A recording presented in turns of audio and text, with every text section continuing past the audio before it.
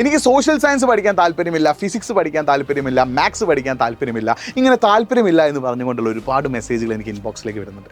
മക്കളെ, നിങ്ങൾ ആദ്യം ഒരു കാര്യം കമൻറ്റ് ചെയ്യുക. നിങ്ങൾക്ക് ഏതെങ്കിലും വിഷയങ്ങൾ പഠിക്കാൻ താല്പര്യമില്ലാത്തതുണ്ടെങ്കിൽ നിങ്ങളതൊന്ന് കമൻറ്റ് ബോക്സിൽ ടൈപ്പ് ചെയ്യുക. മക്കളെ, ഞാനൊരു ആദ്യം ഒരു കാര്യം പറയട്ടെ. നിങ്ങൾക്ക് എന്തുകൊണ്ടാണ് ഒരു വിഷയം താല്പര്യമില്ലാതിരിക്കുന്നത്? ഒന്നാമത്, നിങ്ങൾ ആ വിഷയത്തെ ഇഷ്ടപ്പെടാത്തതുകൊണ്ടാണ്.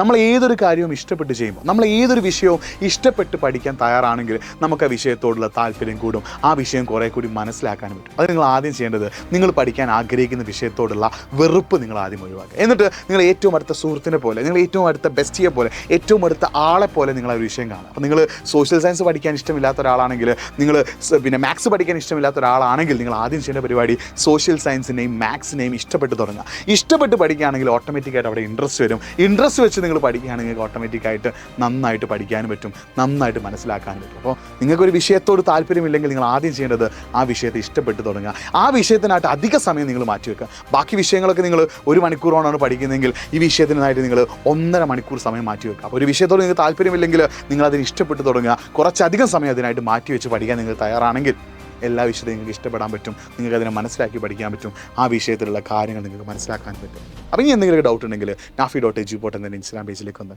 മെസ്സേജ് അയച്ചു.